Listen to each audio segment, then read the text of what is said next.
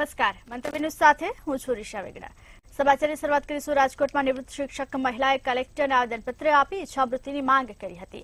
કેન્સરને કારણે પતિનું મૃત્યુ થયા બાદ પરિવારજનો કરોડોની સંપત્તિના દસ્તાવેજો હડપ કરી લીધા હતા, જેમાં પરિવારજનો અજાણ્યા માણસોને ઘરે મોકલતા તેમજ અવારનવાર માનસિક ત્રાસ આપી તમામ દસ્તાવેજો પડાવી લીધા છે। આ બાબતે પોલીસ સ્ટેશન અને મામલતદાર કચેરીમાં રજૂઆત કરવામાં આવી હતી, છતાં પણ કોઈ પણ પ્રકારની કાર્યવાહી કરવામાં ન આવતા સરિતાબેન મકવાણાએ કલેક્ટરને આવેદનપત્ર આપી ઈચ્છામૃતિની માંગ કરી છે। ત્યાં કરોડોની સંપત્તિના દસ્તાવેજો પણ પડાવી લીધા હોવાનું પણ હાલ સામે આવી રહ્યું છે।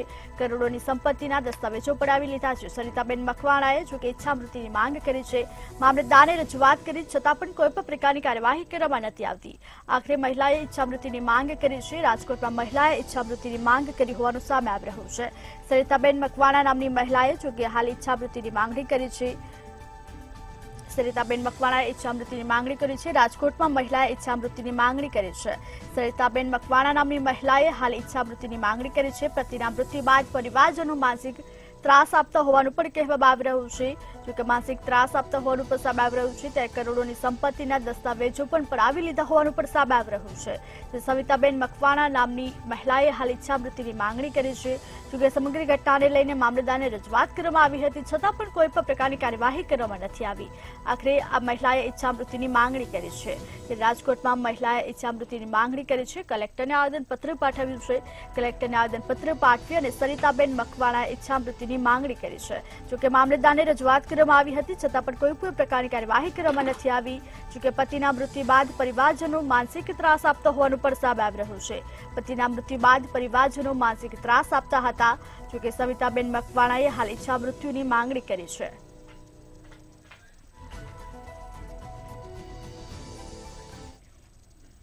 વધુ વિગત સાથે સંવાદદાતા ધ્રુવ કુંડે લાઈવ જોડાયા છે। જે ધ્રુવ, રાજકોટમાં એક મહિલાએ ઈચ્છામૃતિની માંગણી કરી હોવાનું સામે આવી રહ્યું છે, શું છે વધુ વિગત? રાજકોટના 70 વર્ષીય વૃદ્ધા એક આજે ઈચ્છા મૃત્યુની માંગણી કરી હતી।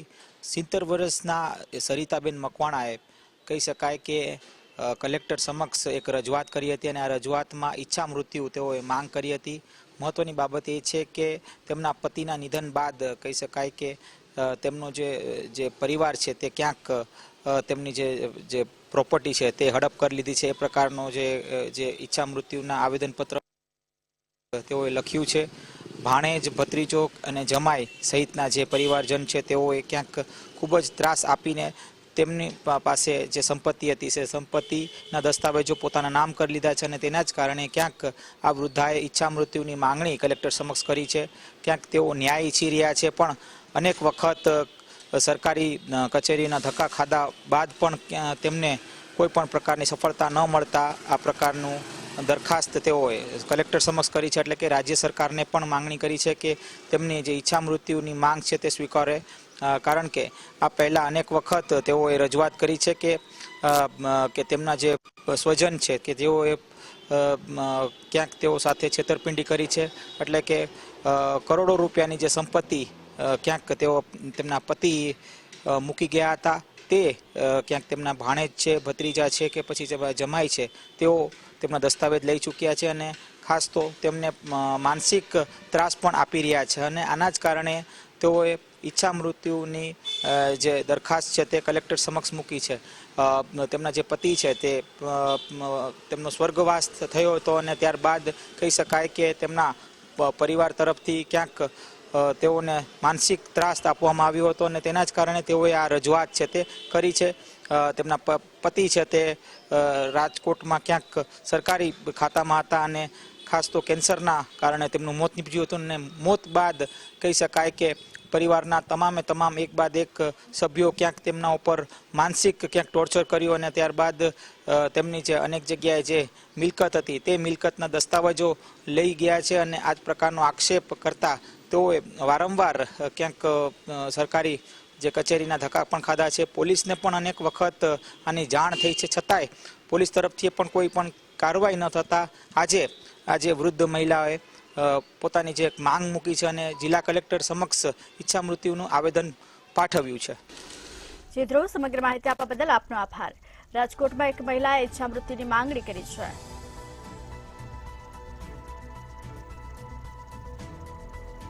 જોકે સવિતાબેન મકવાણા નામની વ્યક્તિએ હાલ ઈચ્છામૃત્યુની માંગણી કરી છે. જોકે પરિવારજનો દ્વારા માનસિક ત્રાસ આપતા હોવાના પણ આક્ષેપ કરવામાં આવ્યા છે. કલેક્ટરને રજૂઆત કરવામાં આવી હતી, પરંતુ છતાં પણ કોઈ પણ કાર્યવાહી ન કરવામાં આવી. પતિના મૃત્યુ બાદ પરિવારજનો જોકે માનસિક ત્રાસ આપતા હોવાનું પણ સામે આવી રહ્યું છે. ત્યારે સવિતાબેન મકવાણાએ હાલ ઈચ્છામૃત્યુની માંગણી કરી છે. કરોડોની સંપત્તિના દસ્તાવેજો પડાવી લેવાનું પણ હાલ સામે આવ્યું છે. જોકે સમગ્ર ઘટનાને લઈને જાણ કરવામાં આવી હતી, મામલતદારને રજૂઆત કરવામાં આવી હતી. મામલતદારને રજૂઆત છતાં પણ કોઈ કાર્યવાહી કરવામાં ન આવી.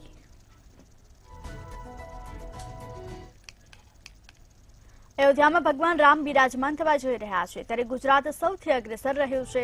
અમદાવાદથી 33 વર્ષ બાદ ફરી એકવાર અયોધ્યા સુધી રથયાત્રા નીકળવા જઈ રહી છે. રામચરિતમાનસ ટ્રસ્ટે આયોજન કર્યું છે. 1400 કિમીની યાત્રા 14 દિવસ સુધી રામ ભક્તોને દર્શન આપી અયોધ્યા પહોંચશે. 33 વર્ષ બાદ ફરી એકવાર અયોધ્યા સુધી જોકે આ રામ રથયાત્રા યોજાશે. જોકે અમદાવાદથી 33 વર્ષ બાદ ફરી એકવાર અયોધ્યા સુધી રથયાત્રાનું આયોજન કરવામાં આવ્યું છે.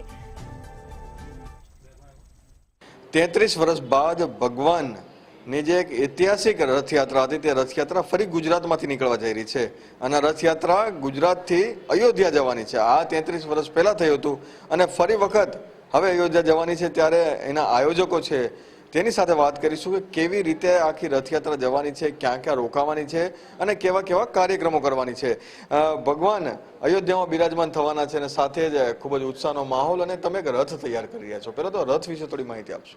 देखिए ऐसा है सर, पहले तो रथ तो आपने सवाल पूछा अच्छी चीज़ है, लेकिन सबसे बड़ा सवाल आपने बोला 33 साल बाद रथ यात्रा निकल रही है. तो प्रैक्टिकली આપણે એવું કહીએ કે 33 વર્ષ પહેલાં ગુજરાતે એક રથ કાઢ્યો અને જે રથથી ગુજરાતમાં મતલબ અયોધ્યા મંદિરનું નિર્માણ થયું. તો હવે નિર્માણ થઈ ગયું છે, તો ગુજરાતથી ફરીથી એક નવો રથ જાય છે જે એ નિર્માણ માટે કાર્યરત થશે. કે નિર્માણ થઈ ગયું છે ભગવાનનું, તો એના માટે સન્માન માટે અમે બીજો એક રથ કાઢીએ છીએ. અને એ રથની અંદર જે આપણે રથ બનાવ્યો છે, આ વખતે એ રથમાં અંદર આપણે 15 બ્રાહ્મણ બેસી શકે અને બેસીને સારી રીતે પૂજા પાઠ કરી શકે એ રીતે આપણે આખો અયોધ્યા મંદિર એક આપણે એવો રથ બનાવ્યો છે. અને એ રથ એવો છે કે લોકોને અમદાવાદથી લઈને અયોધ્યા સુધીમાં બધાને અયોધ્યા મંદિરનું સાક્ષાત દર્શન થશે. જે બધા મતલબ સરકારની તરફથી આદેશ છે કે 22 જનવરીએ તમે મંદિર ના આવો, લેકિન અમે લોકો 22 જનવરીની મહિના પહેલાં લોકોને સાક્ષાત અયોધ્યા મંદિરનો દર્શન ઓન ધ વ્હીલ્સ કરાવીશું. અને રથની ખાસિયત એ છે કે એ રથની અંદર અમે અખંડ રામાયણનું પાઠ સ્ટાર્ટ કરશું. એ અમે અમદાવાદથી સ્ટાર્ટ કરી દઈશું. 8 જનવરીથી અખંડ રામાયણ બેસાડી દઈશું. અને આ પહેલી વખત એવું થશે કે અખંડ રામાયણનો પાઠ રસ્તાની વચ્ચે વાંચવામાં આવશે. પહેલાં કેવું હોય કે દરેક જગ્યાએ મંદિરમાં યા ધાર્મિક સ્થળમાં અમે અખંડ રામાયણનો પાઠ કરીને એક જ જગ્યાએ બેસીને અમે અખંડ રામાયણ આખી પૂરી કરીએ છીએ. પણ અમે લોકો એવો સંકલ્પ લીધો છે કે અખંડ રામાયણ અમે અમદાવાદથી શરૂ કરશું ને અયોધ્યામાં જઈને અખંડ રામાયણનું પાઠ પૂરું કરશું. એટલે રામચરિત માનસની યાત્રા દરેક માણસને સારી રીતે અમે એમના વિષયમાં જ્ઞાન આપશું. અચ્છા, તો આ જે લાભ જે છે એ કેવી રીતે લોકોને મળવાનો છે, ક્યારથી આ રથયાત્રા શરૂ થવાની છે અને કેટલા તારીખ સુધી ક્યાં ક્યાં સ્પોટ ઉપર વધારે રોકાવાની છે? આ રથયાત્રા સર 8 જનવરી અમદાવાદમાં અમે લોકો આનું રથનું પૂજન કરશું. પહેલાં કલશ યાત્રા કરશું, પછી રથ પૂજન કરશું, ભગવાનની પ્રાણ પ્રતિષ્ઠા કરશું અને સાંજે અહીંયા ડાયરો ને મહાપ્રસાદીનું આયોજન કરશું. 8 તારીખે રાત્રે. 9 તારીખે સવારે અમે 9:30 અમદાવાદથી રથ લઈને અમે લોકો નીકળી જઈશું. અને જે અમારો પહેલો ઉતારો છે ગોધરા છે અને ગોધરા અમે એ રીતે ત્યાં અમે રામલીલાનો પ્રોગ્રામ કરશું અને ડાયરો કરાવીશું ને આખા નગર ભુજ કરાવીશું કે આખા ગોધરાને અમે લોકો જમાડશું. અને એ પ્રમાણે પછી બીજા દિવસે સવારે 9 વાગે ગોધરાથી નીકળી કે અમે લોકો દાહોદ જઈશું. અને સેમ ઇટ ઇઝ દાહોદમાં અમે લોકો એ રીતે પ્લાન કર્યું છે કે ત્યાં રામલીલા કરશું, ભગવાનનો પ્રચાર કરશું, ધર્મ પ્રચાર કરશું અને ત્યાં આખા દાહોદને અમે જમાડશું. અને સેમ દાહોદ પછી અમારું બદનાવર છે, બદનાવર પછી અમારું ઉજ્જૈન છે, ઉજ્જૈન પછી અમારું પિછોર છે, પિછોર પછી અમારું ગુના, ગુના પછી અમારું શિવપુરી, શિવપુરીથી ઝાંસી, ઝાંસીથી ઉરઈ, ઉરઈથી કાનપુર, કાનપુરથી લખનઉ અને પછી અમે અયોધ્યા પહોંચશું. અને જ્યાં પણ પહોંચશું ત્યાં અમે લોકો આખી મતલબ શહેરને આમંત્રિત કરશું કે તમે રામયાત્રા આવી છે એમાં સામેલ થાઓ, રામલીલા જુઓ, ભગવાનનું આખું જુઓ. અને એના અંદર અમે બધાને મહાપ્રસાદી કરાવીશું આખા શહેરને. અમે લોકો એવું સંકલ્પ લીધું છે કે આખો અહીંયાથી અયોધ્યા સુધીમાં જેટલા પણ જનમાનસ છે બધા આનું આનંદ લે. ભગવાનની દરેક ક્રિયાઓ, દાખલા તરીકે ભગવાનનો જન્મ, ભગવાનનું જનેવ, ભગવાનનું લગ્ન, ભગવાનનું પછી આપણું સ્વયંવર અને ભગવાનનું વનવાસ, ભગવાને કઈ રીતે શું કર્યું, રાવણને માર્યું, સુંદરકાંડ, બધું અમે લોકો આખી સારી રીતે કેપ્ચર કરશું અને બહુ સારી રીતે અમે ભગવાન રામનો પ્રચાર કરશું. સાહેબ, અમદાવાદથી 33 વર્ષ બાદ ફરી એકવાર અયોધ્યા સુધી રથયાત્રા નીકળવા જઈ રહી છે. 1400 કિમીનો પ્રવાસ 8 જાન્યુઆરીથી શરૂ થશે. જોકે 33 વર્ષ બાદ ફરી એકવાર અયોધ્યા સુધી રથયાત્રા નીકળશે. મોરબી ઝૂલતા પુલ દુર્ઘટના કેસમાં જયસુખ પટેલને હાઈકોર્ટે ફટકાર લગાવી છે. ઓરેવા કંપનીના સીએમડી અને ઝૂલતા પુલ દુર્ઘટનાના મુખ્ય આરોપી જયસુખ પટેલની જામીન અરજી હાઈકોર્ટે ફગાવી દીધી છે. ગત મુદતે બંને પક્ષના વકીલ દ્વારા લાંબી દલીલ કરવામાં આવી હતી. બચાવ પક્ષની દલીલ હતી કે જયસુખ પટેલ વેપારી છે, તેથી તેમાં અન્ય કામો કરવા જામીન મંજૂર કરવા જોઈએ. સાથે જ આ દુર્ઘટનામાં જયસુખ પટેલનો સીધો હાથ ન હોવાની પણ રજૂઆત બચાવ પક્ષ દ્વારા કરવામાં આવી હતી. તે પીડિત પક્ષના વકીલે જામીન ન આપવા દલીલ કરી હતી. કોર્ટે દલીલ સાંભળી ચુકાદો અનામત રાખ્યો હતો. આજે હાઈકોર્ટે ચુકાદો સંભળાવતા જયસુખ પટેલની જામીન અરજી હાલ નામંજૂર કરવામાં આવી છે. બંને પક્ષના વકીલ દ્વારા જોકે લાંબી દલીલ કરવામાં આવી હતી. પીડિત પક્ષના વકીલે જામીન ન આપવા માટે જોકે દલીલ કરી હતી. જોકે મોરબી ઝૂલતા પુલ દુર્ઘટના કેસમાં જયસુખ પટેલને હાઈકોર્ટ દ્વારા ફટકાર લગાવી છે. 135 લોકોના મોત થયા હતા. તેના મુખ્ય આરોપી જયસુખ પટેલને આજે હાઈકોર્ટ દ્વારા ઝટકો આપવામાં આવ્યો છે. જયસુખ પટેલની જે જામીન અરજી હતી તે આજે હાઈકોર્ટની ફગાવી દેવામાં આવી છે. અગાઉ બંને પક્ષો દ્વારા જજ દિવ્યેશ જોશીની કોર્ટની અંદર લાંબી દલીલો કરવામાં આવી હતી. બંને પક્ષે દલીલ કરતા કહ્યું હતું કે જે બચાવ પક્ષના વકીલે કહ્યું હતું કે જે એક બિઝનેસમેન છે તેથી તેમને જામીન આપવામાં આવે તેમના અન્ય કાર્યો કરવા માટે, પરંતુ પીડિત પક્ષના વકીલે કહ્યું હતું કે આ સમગ્ર કેસની અંદર જે પુલની જે સમારકામ છે તે યોગ્ય રીતે ન થયું હોવાની જાણ જયસુખ પટેલને હોવાથી તેમને જામીન ન આપવામાં આવે તથા જે અગાઉ 6 આરોપીઓને આ કેસની અંદર જામીન આપવામાં આવ્યા છે તે નાની વાંચેલી હતી, પરંતુ જયસુખ પટેલે મહત્વના મુખ્ય આરોપી છે ત્યારે તેમને જામીન ન આપવામાં આવે ત્યારે ગત મુદતે બંને પક્ષી દલીલો સાંભળ્યા બાદ કોર્ટે ચુકાદો અનામત રાખ્યો હતો અને આજે કોર્ટે ચુકાદો સંભળાવતા જયસુખ પટેલની જામીન અરજી ફગાવી દીધી છે. જામનગર જિલ્લા પોલીસ વડાના નામની કોઈએ ફેક ફેસબુક આઈડી બનાવી છે. જિલ્લા પોલીસ વડા પ્રેમસુખ ડેલુના નામનું કોઈએ બોગસ ફેસબુક આઈડી બનાવી નાખ્યું છે. તેમાં પૈસા પણ માંગવામાં આવ્યા હોવાનું કહેવાય છે. આ બાબતે ધ્યાનમાં આવતા જ લોકોએ અપીલ કરી રિપ્લાય નહીં કરવા પોલીસ વડાએ અનુરોધ કર્યો છે અને તપાસ પણ શરૂ કરવામાં આવી છે. ફેક એકાઉન્ટના માધ્યમથી જોકે હાલ અપીલ કરવામાં આવી છે. જામનગર એસપી પ્રેમસુખ ડેલુના નામનું જોકે કોઈએ ફેક એકાઉન્ટ બનાવ્યું છે. જામનગર જિલ્લા પોલીસ વડાના નામની કોઈએ ફેક ફેસબુક આઈડી બનાવી હોવાનું સામે આવી રહ્યું છે. આ બાબત તેના ધ્યાનમાં આવતા જ કોઈ રિપ્લાય ન કરવા માટે અનુરોધ કરવામાં આવ્યો છે.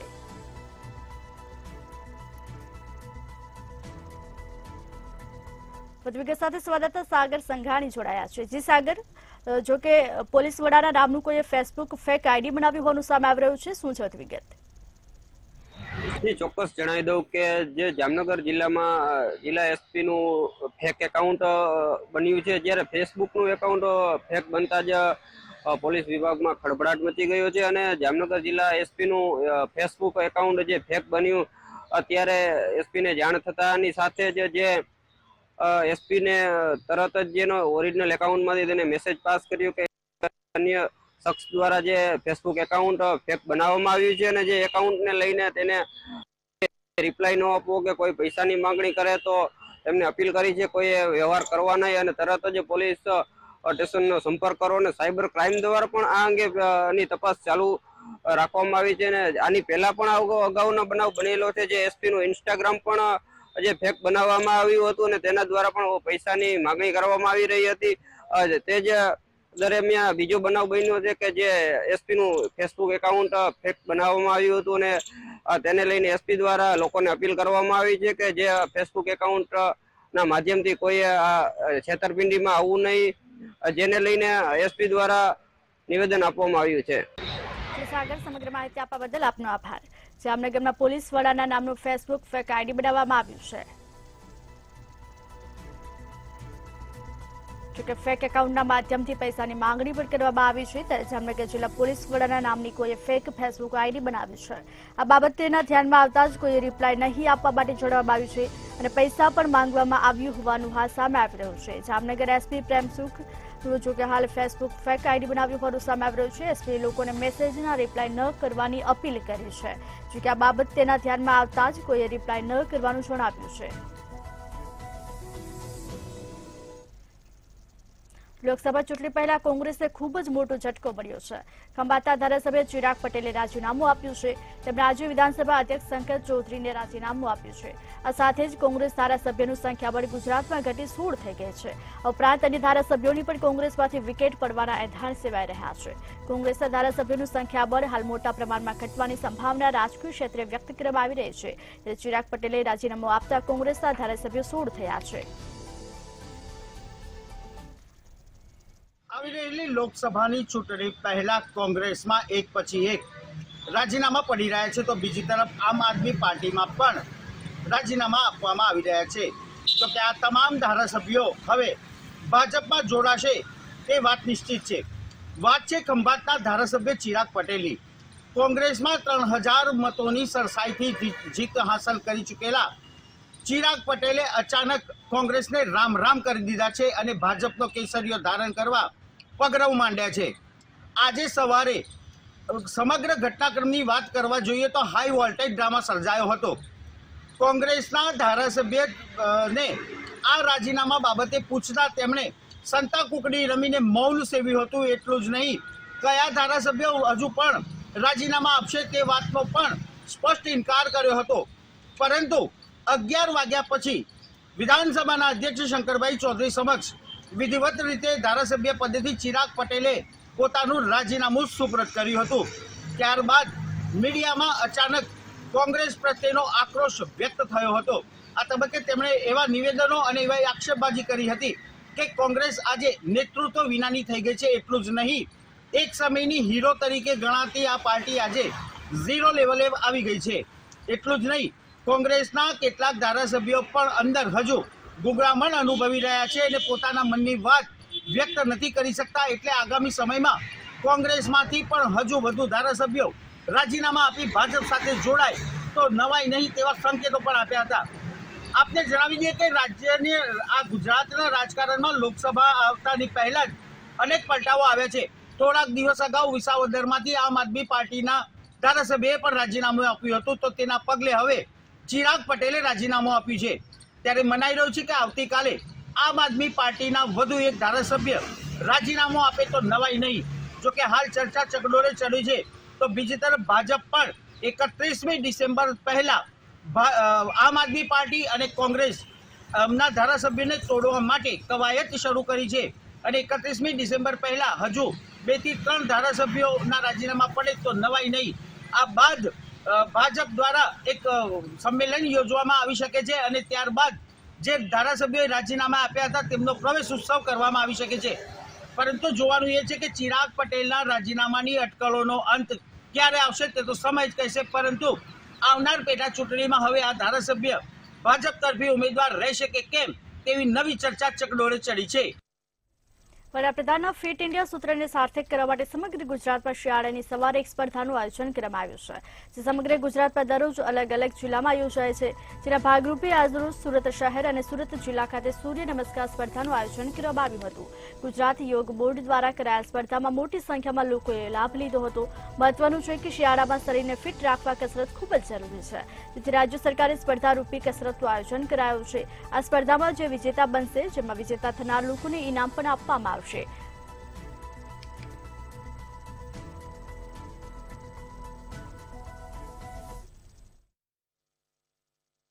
સવાર છે ને કરીને કસરત અને યોગા માટે આપણી સંસ્કૃતિમાં મહત્વનું સ્થાન આપવામાં આવ્યું છે.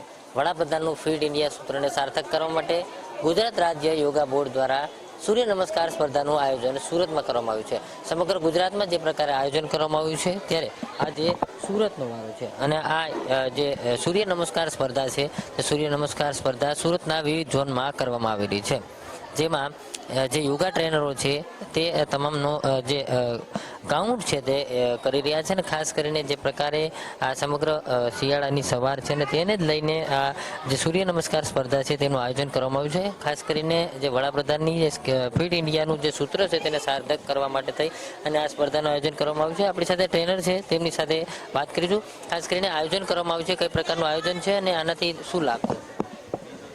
ગુજરાત રાજ્ય યોગ બોર્ડ દ્વારા આજે યોગ દ્વારા લોકોમાં જનજાગૃતિ લાવવા માટે સૂર્ય નમસ્કારનું આયોજન કરવામાં આવ્યું છે. સૂર્ય નમસ્કારનો મેઇન હેતુ એવો છે કે આ દ્વારા બાળકો આગળ વધે અને બાળકોમાં જાગૃતિ આવે, યોગ પ્રત્યે એ લોકોને ખ્યાલ આવે. આજની આપણે ડાન્સ ને બધી પ્રવૃત્તિ કરીએ છીએ, પણ જે યોગ છે એ આપણી ધરોહર છે, આપણી સંસ્કૃતિ છે, એ આગળ આપણે ધ્યાન જ નથી આપતા. એટલે ગુજરાત રાજ્ય યોગ બોર્ડ દ્વારા આ વિશે વિચારીને આ સ્પર્ધાનું આયોજન કરવામાં આવ્યું છે. આ સ્પર્ધામાં 3 વય જૂથ છે. બાળકોને લોકોને ખાસ કરીને એટલા માટે જોડવામાં આવ્યા છે કે એ લોકો આગળ જતા યોગ પ્રત્યે આગળ વધે, જાગૃત થાય. અને ત્યાર પછી પુખ્ત વય અને ઓલ્ડ એજ બધાને જ આ સ્પર્ધા દ્વારા આગળ વધવાનો ચાન્સ મળે એ માટે આ સ્પર્ધાનું આયોજન કરવામાં આવ્યું છે. ખાસ કરીને આજે સુરતમાં યોજવામાં આવ્યું, સમગ્ર ગુજરાતમાં યોજવામાં, ત્યારે આની ફાઇનલ કઈ રીતની હશે અને કઈ ઇનામ મૂકવામાં આવ્યું? અત્યારે ગ્રામ્ય વિસ્તાર અને વોર્ડ વાઇઝ મહાનગરપાલિકાનું કોમ્પિટિશન આજે છે. ત્યાર પછી આમાં વિનર થશે એ લોકો ઝોન વાઇઝ મહાનગરપાલિકા અને એમાં આગળ જશે અને ત્યાર પછી ફાઇનલ રાજ્ય કક્ષાએ થશે. રાજ્ય કક્ષાએ જ્યારે થશે ત્યારે ફર્સ્ટ, સેકન્ડ અને થર્ડ એ રીતે 3 વિજેતા થશે અને એ 3 વિજેતાઓને ફર્સ્ટ વિનરને 2.5 લાખ, સેકન્ડને 1 અને 75 લાખ અને થર્ડને 1 લાખ એ રીતના ઇનામોનું આયોજન કરવામાં આવ્યું છે. અને જ્યારે આ ઇનામો આપવામાં આવશે, એમને પુરસ્કાર જે આપવામાં આવશે એ સૂર્ય મંદિર મોઢેરામાં 1 જાન્યુઆરીએ ગુજરાત રાજ્ય યોગ બોર્ડ દ્વારા એમની પૂરી ટીમ દ્વારા સૂર્ય નમસ્કારનું આયોજન કરવામાં આવ્યું છે. સૂર્ય મંદિર મોઢેરામાં જ્યારે સૂર્યનું પહેલું કિરણ 1 જાન્યુઆરીએ નવા વર્ષના ઉગતા પ્રભાતે થશે ત્યારે ત્યાં સૂર્ય નમસ્કાર થશે અને ત્યારબાદ એ લોકોને પુરસ્કાર આપવામાં આવશે. એટલે એ લોકો માટે ખૂબ ગર્વની લાગણી થશે. આમાં સામાન્ય વ્યક્તિ આગળ આવશે, સામાન્ય વ્યક્તિ જ આગળ આવશે એટલે એ લોકોને યોગ પ્રત્યે જાગૃતિ આવશે. આપણા નરેન્દ્રભાઈ મોદીનું એવું માનવું છે કે ઘર ઘર તક જન જન યોગ, એટલે ભારતને આગળ વધારવા માટે આપણે રોગમુક્ત થઈએ એ હેતુથી આ કાર્યનું આયોજન કરવામાં આવ્યું છે.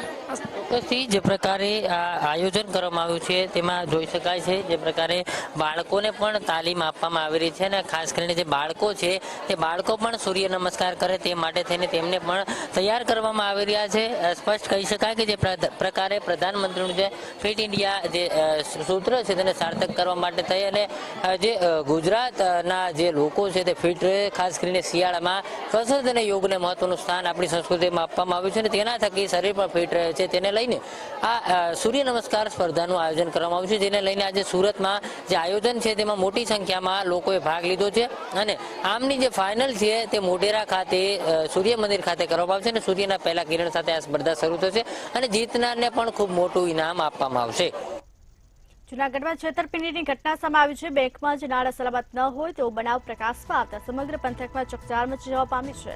બેંકમાં કેશિયર તરીકે ફરજ બજાવતા કર્મચારીએ ગ્રાહકોના નાણાંની ઉચાપતી કરી છે.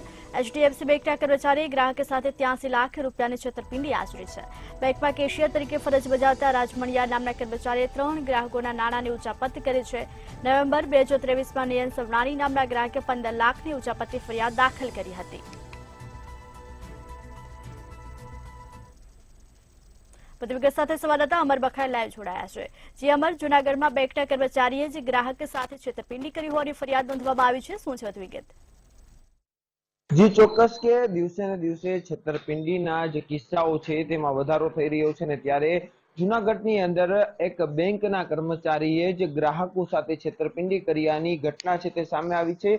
થોડા સમય પહેલા બેંકનો એક કર્મચારી છે રાજ મનિયાણ, એચડીએફસી બેંક જે મોતીબાગ પાસે આવેલી છે અને ત્યાં તે કેશિયર તરીકે ફરજ બજાવતો હતો અને બાદમાં તેને પ્રમોશન પણ આપવામાં આવ્યું હતું. આ કર્મચારી રાજ મણિયાર દ્વારા જુદા જુદા જે ગ્રાહકો હોય છે તેમને ફિક્સ ડિપોઝિટ જમા કરાવવાના બહાને તે તમામ જે ચેક લેવામાં આવ્યા અને પોતાના ખાતાની અંદર જમા કરાવ્યા હતા. કુલ 83 લાખની છેતરપિંડી કર્યાની ફરિયાદ છે તે ગઈકાલ સુધી સી ડિવિઝન પોલીસ સ્ટેશનમાં નોંધાઈ છે, જેમાં 40 લાખથી ઉપરની રકમ એક ગ્રાહકની છે અને જેમાં 35 લાખ જે વોલેટ હોય છે બેંકનું તેની અંદરથી પણ તેણે ઉચાપત કર્યાની ફરિયાદ છે તે બેંકના મેનેજરે નોંધાવી છે અને ગ્રાહકોએ પણ આ ફરિયાદ નોંધાવી છે. હાલ સમગ્ર ઘટનાના પગલે પોલીસે જે બેંકનો કર્મચારી છે ભેજાબાજ રાજ મણિયાર નામના શખ્સની ધરપકડ કરીને વધુ પૂછપરછનો દોર છે તે શરૂ કરવામાં આવ્યો છે.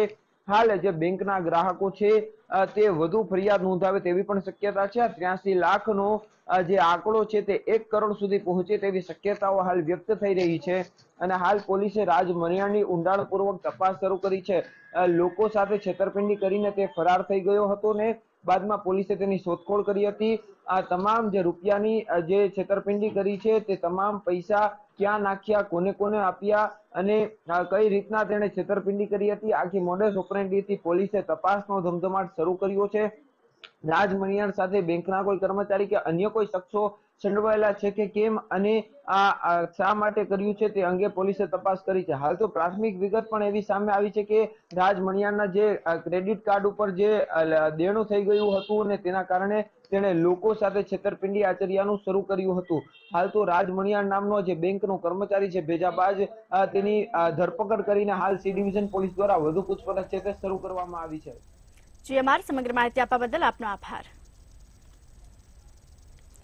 જૂનાગઢમાં બેંકના કર્મચારીએ જ ગ્રાહકો સાથે છેતરપિંડી આચરી છે. પોલીસે આરોપી રાજ મણિયારની હાલ અટકાયત કરી છે. આરોપીની અટકાયત કરી આગળની કાર્યવાહી હાથ ધરવામાં આવી છે. જોકે બેંક કર્મચારીએ 83 લાખની છેતરપિંડી આચરી હોવાનું સામે આવી રહ્યું છે.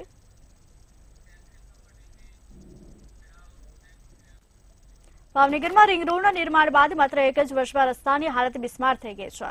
લોકો માટે આ રસ્તે પસાર થવું મુશ્કેલ બન્યું છે. ત્યારે હવે ભાવનગર મહાનગરપાલિકાના મેયર ભરતભાઈ બારડે દાવો કર્યો છે કે માત્ર 10 દિવસમાં આ રોડ રિપેરિંગ કરવામાં આવશે અને જો એજન્સી કામ નહીં કરે તો કડક પગલાં લેવામાં આવશે. ત્યારે ભાવનગરમાં એક જ વર્ષમાં રોડની હાલત અતિશય ખરાબ થઈ ગઈ છે. ભાવનગર શહેરમાં પ્રથમ રિંગ રોડમાં થયેલ ફેઝ 1 મોટા પ્રમાણમાં નબળી કક્ષાનું કામ થયું હોવાનું સામે આવી રહ્યું છે. રસ્તેથી પસાર થવું પણ મુશ્કેલ બની ગયું છે કારણ કે એક જ વર્ષમાં જો કે રસ્તાની હાલત અત્યંત બિસ્માર થઈ ગઈ છે. 10 દિવસમાં રોડ રિપેરિંગનો મેયર દ્વારા દાવો કરવામાં આવ્યો છે. જો કે મેયરે 10 દિવસમાં રોડ રિપેરિંગ કરવાનો દાવો કર્યો છે. 10 દિવસમાં કામ નહીં થાય તો એજન્સી સામે પગલાં લેવાશે તેવો પણ હાલ દાવો કરવામાં આવ્યો છે.